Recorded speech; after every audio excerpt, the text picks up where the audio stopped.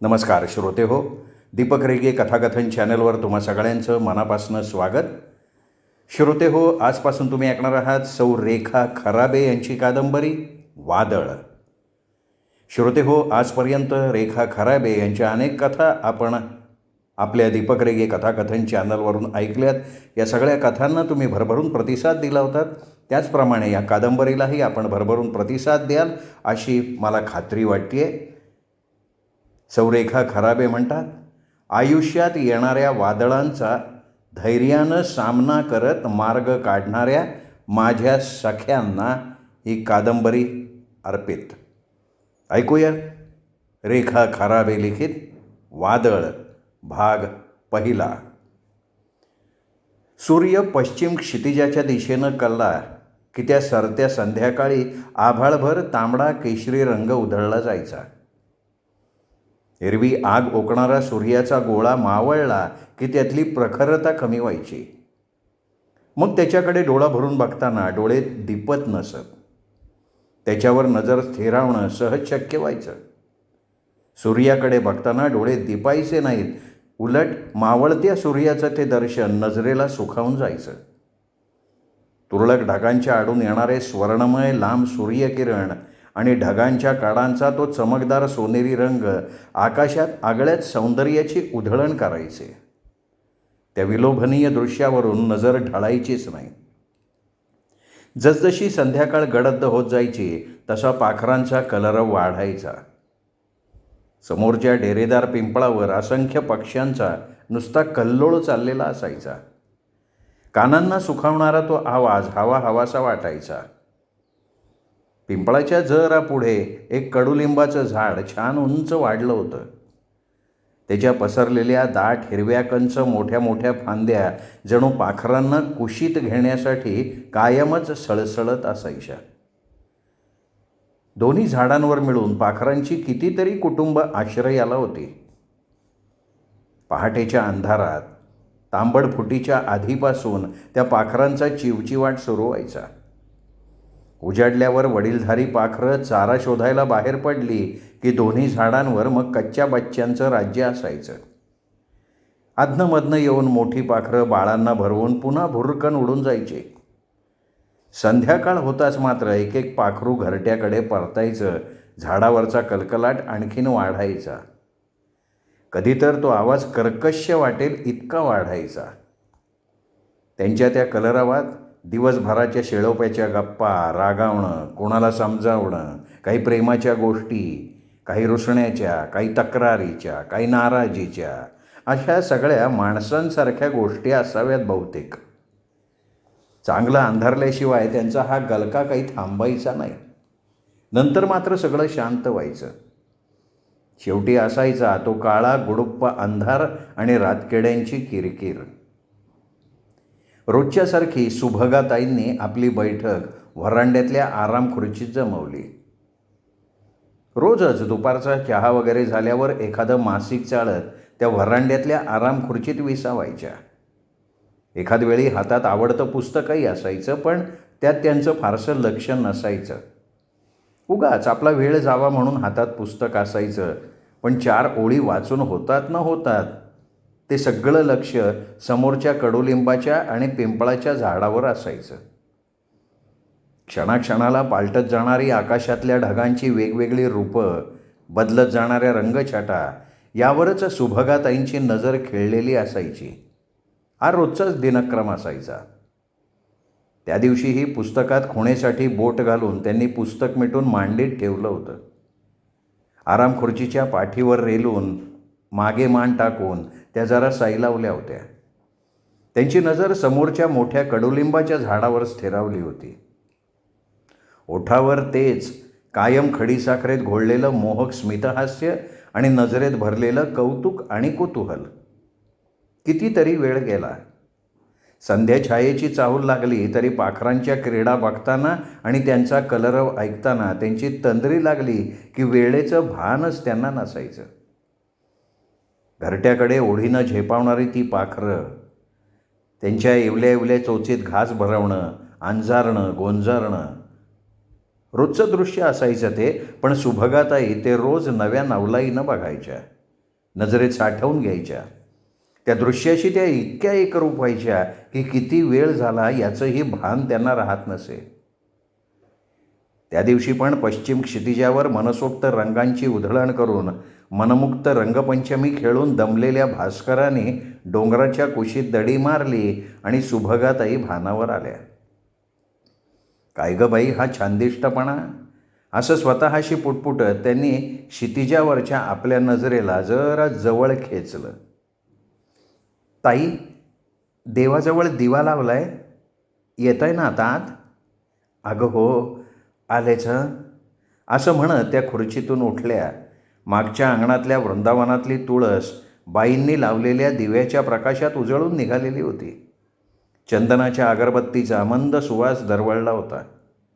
मनापासून दीर्घ श्वास घेऊन त्याचा आस्वाद घेत त्या क्षणभर डोळे मिटून उभ्या राहिल्या.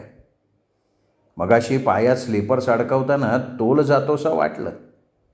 थकलं शरीर आता. एवढा वेळ एका जागी बसलो की त्रास होतो हल्ली. जडावलंच आहे जरा शरीर. डोळे उघडताच त्यांची नजर स्वतःवर गेली. खरं तर आजही त्यांचा बांधा आकर्षक शिडशिडीत आहे. पण म्हणून काय झालं? साठी उलटून गेली आहे तेव्हा हालचाली जरा तरी जाडावणारच. वयानुसार जरासा मंदपणा येणारच. नंदादीपाच्या उजेडात उजळलेला देव्हारा बघून प्रसन्न वाटलं. देवासमोर हात जोडून त्यांनी नेहमीची एकच प्रार्थना केली, परमेश्वरा, माझ्या मुला नातवंडांना आणि त्याला सुखात ठेव.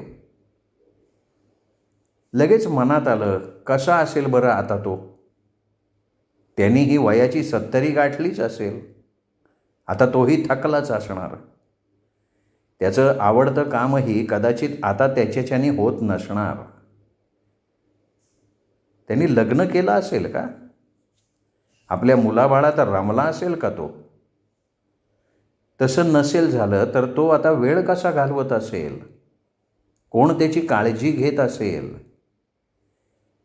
दिलेल्या वचनाला जागला तो. पुन्हा कधी भेटण्याचा त्यांनी प्रयत्नही केला नाही का विसरून गेला तो सगळं? तो आणि तोच. आता रात्रभर डोळा लागणार नाही. रोजचंच ते. पूर्वी कामात वेळ नसायचा. थकलेलं शरीर लवकर झोपेच्या अधीन व्हायचं. पण हल्ली मात्र तसं होत नाही. एखाद्या नव्होडीसारखी त्याच्या आठवणीत रात्र जागवायची. बाईंचा स्वयंपाक सुरू होता. आज काही खास आहे का काय? बाईंनी मसालेदार भाजी बनवलेली दिसतीये. खमंग वास घरात घमघमतोय.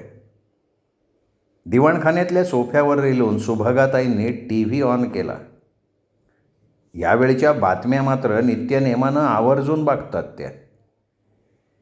नंतर जेवणं झाली की बाईंच्या आवडत्या 1-2 मालिका बघून झाल्यावर सुभगाताई TV बंद करून आपल्या खोलीत झोपायला जाणार. रोजच्यासारखंच. बाई जेवून घे, बाहेरची कुलपं वगैरे लावून झाली की आधी आवरून घे, नंतर आण दूध माझ्यासाठी, तवर काही मी झोपत नाही, मी जाते आता वर. म्हणून हाताला लागेल ते पुस्तक मासिक उचलून त्या सोफ्यावरून उठल्या. अर्ध्या पायऱ्या चढून झाल्यावर पुन्हा थबकल्या. हेही रोजचंच. जिमी टॉमीला मोकळं सोड हां आधी. त्यांचं खाणं पिणं झालं का नाही? हो, संध्याकाळीच झालं आहे त्यांचं पोटभर खाणं. आता पाणी ठेवून मोकळी सोडते त्यांना. तुम्ही पडा वर जाऊन, मी करते सगळं. बाईंनी हसत हसत उत्तर दिलं. रोजचीच ही कामं आणि रोजचाच हा संवाद. स्वतःशी हसत बाईंनी किल्ल्या उचलल्या. गेली 20 वर्ष बाई इथे काम करतायत. वयाची 50शी त्यांनीही ओलांडली. इतक्या वर्षांच्या सहवासानं जवळीक निर्माण होणं साहजिकच होतं. मालकीण मोलकरणीचं नातं आता त्यांच्यात राहिलंच नव्हतं. दोघीच एकमेकींना सुखदुःखाचं बोलायला. म्हणजे जास्ती वेळ बाईच बोलत असतात. सुभगाताई आदनंमधनं हां हूं करत असतात. फारच झालं तर एखादा लहानसा जुजबी प्रश्न विचारणार. बोलायचे रोजचेच विषय, वेगळे काय असणार त्यात? भोगलेली दुःख, कष्ट शब्द होऊन बाहेर पडणार. पण त्यामुळे बाईंचं मन जरा हलकं होतं. विषय तेच ते असले तरी सुभगाताई तेच ते नित्य नव्यासारखं ऐकत असतात, कंटाळत नाहीत. कधीतरी भाईंना भावना आवरणं कठीण झालं तर त्यांची समजूतही काढतात. नवऱ्याने दुसरी बायको केली, हिला मूल होत नाही म्हणून दिलं सोडून. तरणी ताठी बाई, कोणाचा आधार नाही, जाणार तरी कुठे, खाणार काय, शिक्षणही फारसं झालेलं नाही, करणार तरी काय. लांबच्या एका नातेवाईकांकडे आसरा मिळाला तर खरा, पण रात्रंदिवस राबल्यावरही त्यांच्याच कृपेनं जगायचं, ते म्हणतील तेवढंच करायचं, ते सांगतील तसंच वागायचं, वर उपकाराची भाषा असणारच. कधीतरी सवड काढून 4 घटका देवळात जाऊन बसायचं, तेवढाच विरंगुळा. तिथेच कुणीतरी या बंगल्यावर स्वयंपाकाला बाई पाहिजे म्हणून सांगितलं, तेव्हापासून बाई इथे. आता हेच त्यांचं घर आणि हीच त्यांची माणसं. सुभगाताईंनी कधीच त्यांना नोकरासारखं वागवलं नाही. धाकट्या बहिणीसारखं मानतात त्या बाईंना. त्याही ताईंना मोठ्या बहिणीचा मान देतात, पण त्या मालकीण आहेत हे बाई कधी विसरत नाहीत. आपली मर्यादा, आपली पायरी ओळखूनच वागतात. आता जगणं इथे आणि मरणंही इथेच, बाईंनी मनोमन ठरवून टाकलंय. हे सगळं जरी खरं असलं तरी ताईंचं वागणं त्यांना कधी कळतच नाही, नेहमी बुचकळ्यात टाकणारं असतं. आपल्या मालकिणीचा स्वभाव आज इतक्या वर्षांनंतरही कधी कळलाच नाही. कधी कधी खूप गूढ वाटायच्या ताई. इतक्या वर्षांच्या सहवासानंतरही त्यांच्या स्वभावातल्या गूढतेचा उलगडा कधी झाला नाही. इतर म्हाताऱ्या बायकांसारख्या त्या नाहीच आहेत मुळी. इतका वेळ बोलत बसतो, बोलायला तिसरं कोणी क्वचितच असतं. दोघीच बोलतो, पण आजवर बघितलं तर कोणा आप्तांबद्दल, नवऱ्याबद्दल फारसं कधी त्या बोलत नाहीत. कधीतरी मुलाबाळांबद्दल बोलतात. कोणाहीबद्दल बोलल्या तरी त्यांचा स्वर तक्रारीचा कधी नसतो. तक्रार करण्याजोगं काहीच नाही असं तरी कसं म्हणता येईल. 20 वर्षांपूर्वी बाई इथे कामाला आल्या त्यावेळी दोन्ही मुलं शिकायला शहरात हॉस्टेलमध्ये होती. ताई एवढ्या मोठ्या बंगल्यात एकट्याच राहायच्या. मालक त्यांच्या धंद्यानिमित्त नेहमी शहरात किंवा फिरतीवर असायचे, फारच कमी इकडे यायचे. त्यांचा धंदा काय होता कोणास ठाऊक, पण सतत कामातच असत. इथे आले तरी फोन आणि त्यांच्या फायली यातच मग्न असायचे. ताईंशीही खूप प्रेमानं कधी बोलताना, गप्पा मारताना, फिरायला बाहेर जाताना कधी बघितलंच नाही. ते आले की ताई जातीनं लक्ष ठेवत, त्यांचं खाणंपिणं लक्ष ठेवून करवून घेत, त्यांचे आवडते काही पदार्थ स्वतः बनवत, त्यांचे कपडे लत्ते त्यांना हवं नको ते सगळं त्या स्वतः लक्ष देऊन करत, सतत साहेबांच्या जवळपास राहण्याचा प्रयत्न करत. पण साहेब मात्र स्वतःहून त्याला कधी भरभरून दाद देत नसत की कधी त्यांचं कौतुकही करत नसत. खरं तर ताईमध्ये रूपागुणाची कसलीही कमतरता नव्हती, उलट नुसतं कौतुकच व्हावं असं त्यांचं व्यक्तिमत्व होतं. पण साहेबांना कदरच नव्हती त्यांची. सुरुवातीला बाईंना भरपूर बोलायला लागायचं, पण बोलायला कोणी नसल्यानं म्हणा किंवा काहीही म्हणा, हळूहळू त्यांचं बोलणं कमीच झालं. हे फार्म हाऊस साहेबांनी खूप हौसेनं बांधलं होतं म्हणे. आधी ताई देखील शहरातल्या बंगल्यावरच राहायच्या म्हणे, पण नंतर मात्र त्या इथे राहायला आल्या. ते आज तागायत त्या इथेच आहेत. कशी काय इतकी वर्ष त्यांनी इथे काढली हे देवच जाणे. हे फार्म हाऊस गावापासून जरा दूर आणि आतल्या बाजूला. आजूबाजूला सगळीच बहुतेक फार्म हाऊसेसच, त्यामुळे प्रत्येकातलं अंतरही बरंचसं. दूर दूरपर्यंत माणूस डोळ्याला पडणार नाही तर बोलायला कोणी मिळणं कठीण. बहुतेक फार्म हाऊस नोकरांच्या ताब्यात. मालक कधीमधी बदल म्हणून येणार राहिला, बाकी वेळ शहरातच राहणं असायचं. बहुतेक फुलांचे, फळांचे, विशेषतः द्राक्षांचे मळे. खरं परिसर खूप सुंदर, छान वाटायचं तिथे राहणं. पण हे 4 दिवस ठीक आहे, नेहमीसारखं राहणं नको वाटायचं. पण ताई मात्र कायम इथे वास्तव्याला असायच्या. आजूबाजूला फारशी माणसं नसताना कशी काय इतकी वर्ष त्यांनी इथे काढली एक नवलच आहे. सवय, दुसरं काय. त्याही जगण्याची सवय होऊन जाते. तशी ताईंना बागकामाची, झाडाझुडपांची फार आवड. नाही असं नाही, पण म्हणून अशा एकांतवासात वर्षानुवर्षे काढणं म्हणजे कठीणच की. सुरुवातीला बाईंनाही इथे रमवून घेताना जड गेलं. पण काय, जिथं भरला दारा तोच गाव बारा. आता झाली सवय इथली सुद्धा. बाईंना 20 वर्षांपूर्वीचा तो दिवस अजूनही स्पष्ट आठवतो. त्या दिवशी गुरुवार होता. हां, नक्की गुरुवारच होता. कायम लक्षात आहे तो दिवस बाईंच्या. त्या दिवशी त्यांचा उपवास होता. सकाळच्या कपभर चहाशिवाय पोटात काही गेलेलं नव्हतं. तशी उपाशी राहायची सवय होती त्यांना. सारं पक्क लक्षात आहे. दुपार टळून गेली होती.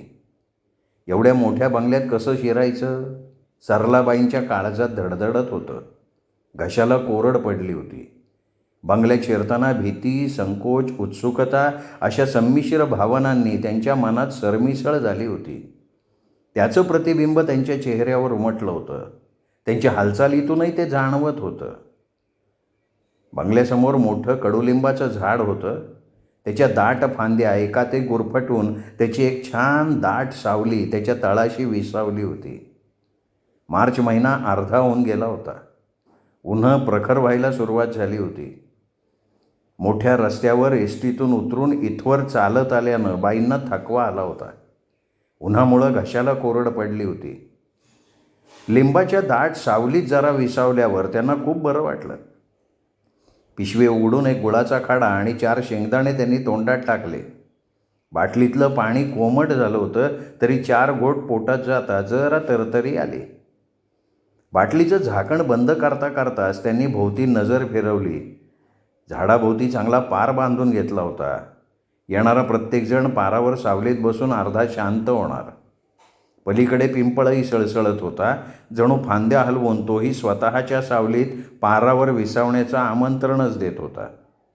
त्याची सळसळ सांगत होती की बाबांनो, मी पण आहे इथे उभा सावली द्यायला. माझ्याही तळवटी विसावा की क्षणभर, मलाही बरं वाटेल रे. पिंपळावरची नजर काढून सरलाबाईंनी समोर बघितलं आणि त्यांची नजर खिळून राहिली. एवढा मोठा सुंदर बंगला आणि त्याच्यासमोरचा तेवढाच सुंदर विशाल बगीचा, ते बघून मन एकदमच प्रसन्न झालं. अर्धा थकवा पळाला. घरातली माणसंही अशी स्वभावानं छान असावीत, फक्त असतीलच. विचारांनी मन जरा शांतवलं. अशा जागी काम मिळालं तर किती चांगलं होईल. नकार मिळूच नाही आता. त्या विचारांनीच त्यांच्या मनाला उभारी आली. आशा जरा पालवली. समोरचा गुलमोहर चांगला फुलला होता. त्याच्या फांद्यांमधून दिसणारा तो बंगला कितीतरी छान दिसत होता. त्या बघतच राहिल्या. फाटक उघडून आपल्याला आत जायचं आहे हे जणू त्या विसरून गेल्या. भारल्यासारख्या खूप कौतुकानं तो बंगला, तो परिसर भान हरपून बघत राहिल्या. टी टी आवाज करत 2 टिटव्या बंगल्यामागून उडत आल्या आणि समोरच्या लिंबाकडे झेपावल्या. त्या आवाजानं सरलाबाई भानावर आल्या. पदरानी कपाळावरचे घर्मबिंदू टिपत त्यांनी खाली ठेवलेली पिशवी उचलून घेतली. चला बघूया नशीब काय म्हणतंय ते. आजवर तर नाही, पण आता तरी साथ देतंय का नाही ते. पण नाही मिळालं इथे काम तरी त्या घरी परत जायचं नाही. मिळेल ते आणि जमेल तसं काम करून स्वतंत्र जगायचं आता. कोणाचं मिंध होऊन राहायचं नाही यापुढे. ठामपणे निर्णय घेऊन बाईंनी पाऊल पुढं टाकलं. एवढं मोठं आवार दिसतंय म्हणजे नक्कीच राखणीसाठी एखादं तरी कुत्रं असणारच. फाटक न उघडता बाईंनी सावधपणे फाटकाची कडी वाजवली. नंतर लक्ष गेलं की कॉलबेल तर होती. दाबावं का कॉलबेलचं बटण? पण नको, बघूया थोडा वेळ वाट, कोणीतरी येईलच फाटकाशी. म्हणून त्या जरा थबकल्या. धावतच माळी फाटकापाशी आला. त्याचे दोन्ही हात मातीने बरबटले होते. मळकट्ट धोतर गुडघ्याच्यावर खोचून घेतलं होतं. डोक्याचं मुंडासं सैल झालं होतं. त्यातून काळे पांढरे खिचडी केस डोकावत होते. आतली बंडी मातीशी नातं सांगत होती. उन्हात रापलेल्या त्वचेवरच्या सुरकुत्या वय ढळल्याचं सांगत होत्या. बाई सरसावल्या. माळीदादा, कुत्री बित्री नाहीत ना? आहेत जी, पण मी काम करून राहिलो ना इकडे. म्हणून बंगल्याच्या मागं बांधून ठेवलंय त्यासनी बिनधास येवात. पण कोण म्हणायचं तुम्ही? काही ओळखलं नाही बा. बंगल्यावर कोणचं काम काढलं जी? बाईंना स्वयंपाकाला बाई हवी म्हणून कळलं, त्यासाठीच आले होते काम मागायला. एक विचारू माळी दादा? हा विचारा की. ही माणसं कशी येतो? बरी आहेत ना? बरी का म्हणता जी? देव माणसं आहेत जी. बाई तर अशी लक्ष्मीच जणू. काम केलं तर पस्तावा होणार नाही, मी सांगतो ना तुम्हाला. बोलत बोलत ते पोर्च जवळ येऊन पोचले. ते दाराजवळचं बटन दाबा तुम्ही, बाई दार उघडतील. होईन तुमचं काम. राम राम, मी जातो आता आपल्या कामाले, म्हणत माळीदादा वळले सुद्धा. सरलाबाईंनी मान डोलवली. बापरे, केवढा मोठा आहे बंगला. बाहेर फाटकातून बघताना अंदाज आला नव्हता. बड्यापैकी प्रस्थ दिसतंय. बेल वाजवावी का इथूनच पारतावं? नाही, पण आता माघार नाही. जे होईल ते होऊ दे. धीरानं हलक्या हाताने त्यांनी बेलवरचं बोट दाबलं. आत कुठेतरी मंजुळनाथ किणकिणला आणि पाठोपाठ, कोण आहे? आले हां, जरा थांबा. गोड आवाज आला. तो आवाज ऐकताच सरलाबाईंचा जीव जरासा हायसा झाला. नाही म्हटलं तरी एवढ्या मोठ्या बंगल्यात शिरायचं म्हणजे दडपण आलेलं होतं. 2 पायऱ्या उतरून त्या जरा खाली आल्या. एकदम दारात उभं राहायला नको? दार उघडलं गेलं आणि समोर एक सौंदर्याची मूर्तिमंत प्रतिमाच उभी राहिली. जणू एखादं चित्र पुढ्यात ठाकलं होतं. ओठांवर गोड मंद हास्य, येणाऱ्याला भारून टाकणारं. कोण हवंय? तुम्हालाच भेटायला आले ताई. नमस्कार. सरलाबाईंनी हात जोडले. मला? हो, तुम्हाला वरकामाला आणि स्वयंपाकाला बाई हवी म्हणून कळलं, म्हणून आले. एका नजरेत सरलाबाईंना न्याहाळून आत वळत सुभगाताई बोलल्या, या आत या. उन्हातून आलाय ना? जरा वेळ बसा, मग बोलू आपण कामाबद्दल. काम मिळणं न मिळणं हा नशिबाचा भाग झाला, पण 4 चांगले शांतवणारे शब्द अशा ठिकाणी कानावर पडणं दुर्मिळ. बाईंचा जीव भांड्यात पडला. ताईंनी प्यायला गार पाणी आणून दिलं. ताईंच्या हालचालीत एक प्रकारचा वेगळाच डौल होता.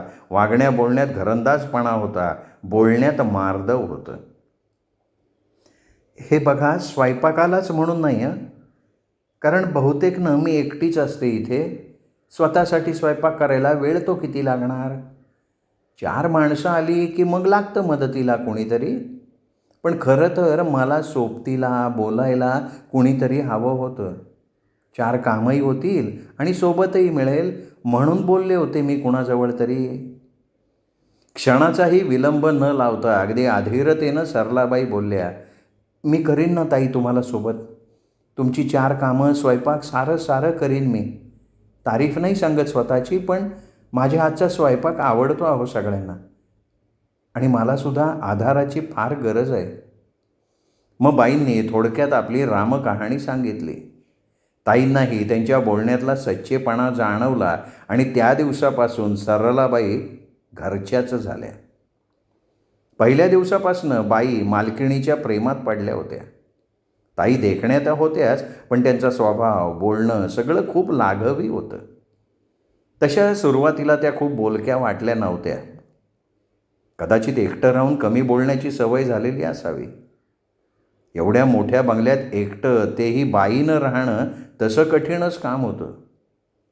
बापरे, केवढा मोठा बंगला होता तो. समोरचं दार उघडून आत आलं की मोठा दिवाणखाना. उजव्या हाताला साहेबांची खोली, ती सुद्धा खूप मोठी. दिवाणखान्याच्या खिडक्या दक्षिणेच्या बाजूला. खालची 2 फुटांची जागा सोडून चांगल्या उंच 4-4 फुटांच्या तरी असतील. साहेबांच्या खोलीच्या खिडक्या मोठ्या, एक पूर्वेला फाटकाच्या दिशेनं आणि एक उत्तरेला. खोलीसमोर मोठा बंदिस्त व्हरांडा. खोलीचा एक दरवाजा दिवाणखान्यात आणि दुसरा त्या व्हरांड्यात उघडायचा. व्हरांड्याचं एक दार दिवाणखान्यात उघडायचं, पण बहुतेक ते कायम बंदच असायचं. व्हरांड्यात एक गोल टेबल आणि आरामशीर ऐस-पैस अशा 4 खुर्च्या. खोलीतून बाहेर पडताच बसल्यावर फाटक सहज दिसेल असा लोखंडी पाळणा लावलेला होता. त्यावर छान टेकून बसता यायचं. टेबलजवळच्या भिंतीजवळ एक बसकं लांबुळकं कपाट, त्यात थोडीफार पुस्तकं आणि पत्ते, बुद्धिबळ, चौसर असे बैठे खेळ ठेवलेले. वर छानशी पुष्परचना. बाईंचा सकाळचा वेळ बराचसा वेगवेगळ्या जागी पुष्परचना करण्यात जायचा. वरांड्यातल्या पाळण्यावर बसलं की थेट फाटक ते कडुलिंबाचं झाड, पिंपळाचं झाड, रस्ता, बगीचा सगळं काही दिसायचं. तसा बंगला थोडा उंचावर होता. 4-5 पायऱ्या चढून समोरच्या दाराशी पोचता यायचं. ताईंचा दिवसातला बराचसा मोकळा वेळ त्या व्हरांड्यातच जायचा. दिवाणखान्यातून वरच्या मजल्यावर जाण्यासाठी जिना होता. जिना चढून वर गेलं की मध्यभागी बैठकीची खोली, त्यालाही खिडक्या तशाच मोठ्या मोठ्या. साहेबांच्या खोलीच्या वर एक झोपायची खोली, समोर व्हरांड्याच्या ऐवजी गच्ची. उत्तरेला 2 झोपायच्या खोल्या आणि पश्चिमेला आणखीन एक खोली, समोर त्यालाही लागून गच्ची. बैठकीच्या खोलीतूनच वर जायला जिना होता. वरच्या गच्चीत गेल्यावर येणाऱ्याला आणखीन एक नवल बघायला मिळायचं. तिथे उत्तरेच्या बाजूला आणखी एक दीपगृह असावं, उंच घुमट बांधलेला होता. त्याचा जिनाही गोल गोल होता. तो गोल घुमट चहूबाजूंनी उघडा, फक्त वर एक गोल छत्रीवाजा कौलाचं गोल छप्पर. इतक्या वर्षात बाई कधीतरी 2-3दा तिथे गेल्या होत्या, पण स्वर्गात आहोत का काय असं वाटावं इतकं सुंदर दृश्य तिथून दिसायचं. झुळझुळ वाहणारा वारा आणि सभोवती सळसळणारी वनश्री, मन भारावल्यासारखं व्हायचं तिथे गेल्यावर. कितीतरी लांबवरचे मळे, दूरच्या टेकड्या, विखुरलेली छोटी छोटी दिसणारी खेडी, मोठ्या रस्त्यापर्यंतचा परिसर सगळं चित्रातल्यासारखं सुंदर दिसायचं. बंगल्याच्या मागच्या म्हणजे पश्चिमेच्या बाजूला मागे स्वयंपाकघर आणि जेवणघर. जेवणघरातून मागच्या अंगणात उतरण्याच्या पायऱ्या आणि समोरच तुळशी वृंदावन होतं. त्याच्या मागे थोडासा बगीचा, थोडे भाजीचे वाफे आणि त्याच्याही मागे बऱ्यापैकी अंतर सोडून आंबा, कडुलिंब, गुलमोहर, बहावासारखी मोठमोठी झाडं लावली होती. हेतू हाच की उतरतं ऊन त्यातून झिरपत जेवणघर आणि स्वयंपाकघराच्या खिडकीतून आत यावं, उन्हाचा त्रास जरा कमी व्हावा. त्याच्या मागे नोकरांसाठी लागून लागून 2 छोटी छोटी घरं होती. मागच्या अंगणात मोठा हौद आणि धुणीभांडी करायची जागा होती. तेवढ्या भागात फरशा लावल्यानं मातीचे पाय चटकन घरात यायचे नाहीत. जेवणघरातच एका बाजूला लाकडी देव्हारा, त्याच्या बाजूच्या खिडकीतून तुळशी वृंदावन दिसायचं. सकाळी देवाची पूजा झाली की ताई तुळशीला पाणी घालायला जायच्या, पण संध्याकाळी मात्र खिडकीतून हात जोडून नमस्कार करायच्या. सरलाबाईंना नवल वाटायचं. बाईंची पूजा पण खूप पाल्हाळीक नसे. नित्यनियमानं आंघोळ झाल्यावर देवाची पूजा झाली की ओंजळभर सुगंधी फुलं वाहताना ताई काहीतरी प्रार्थना पुटपुटत, त्यावेळी त्यांचे डोळे मिटलेले असत. चेहऱ्यावर एक वेगळंच तेज झळकत असायचं.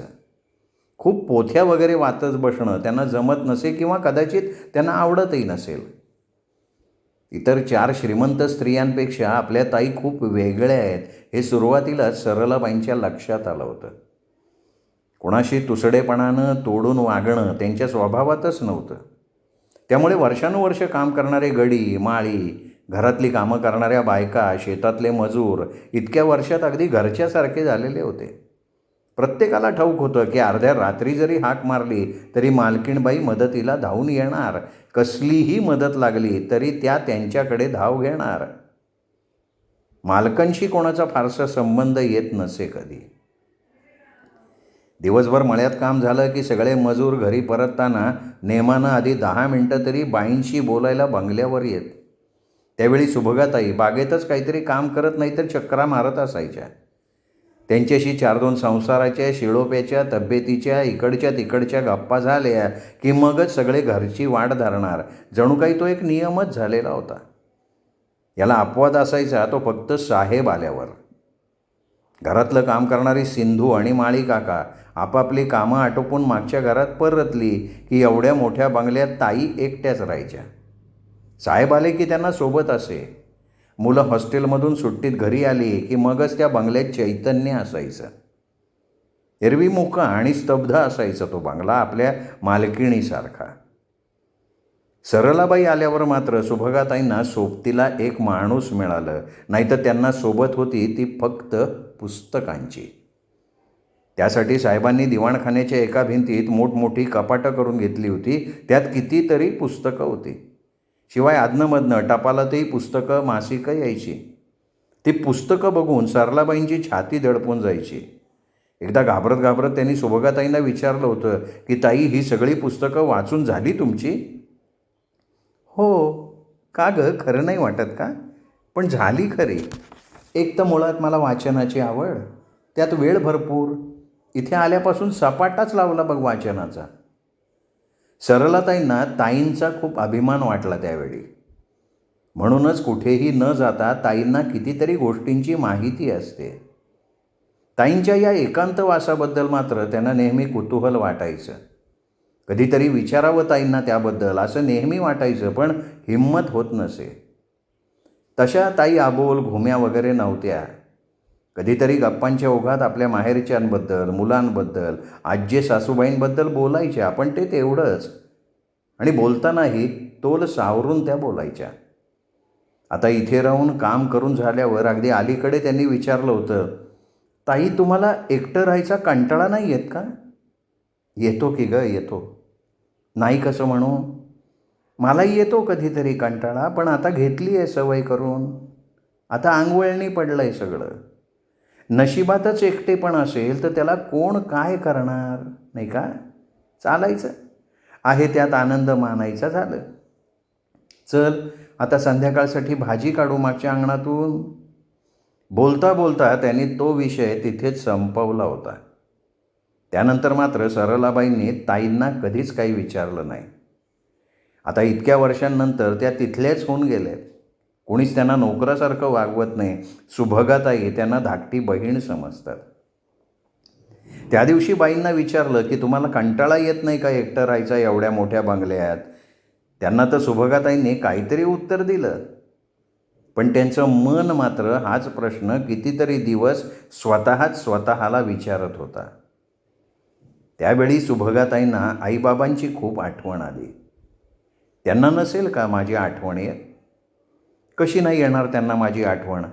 जन्मदाते आहेत ते. लाडकी पहिली लेक मी त्यांची.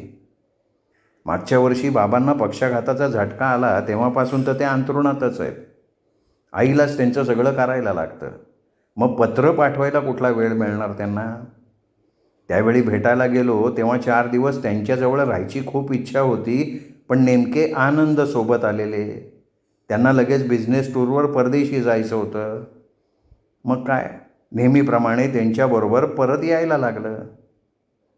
का कोणास ठाऊक, पण दोन्ही घरच्या आर्थिक फरकामुळे की लांबच्या अंतरामुळे इतक्या वर्षात थोडं अंतर पडलेलं होतं. येणं जाणं भेटी फारशा होत नसत. त्यामुळेच की काय, इतर भावंडांपेक्षा जरासा दुरावा जाणवावा इतका आला होता. त्यात आनंदचा स्वभाव असा अलिप्त, हेही एक कारण असू शकतं. किती छान होते ते माहेरपणाचे, बालपणाचे दिवस. ते नात्यांचं घट्ट बंधन, परस्परातलं प्रेम, आपलेपणा, ते सगळं सोडून आपल्याच नशिबात असल्या श्रीमंत घरात येऊन पडायचं होतं. श्रोते हो, हा होता पहिला भाग रेखा खराबे लिखित वादळ या कादंबरीचा. पुढचा भाग ऐकूयात उद्या. तोपर्यंत नमस्कार.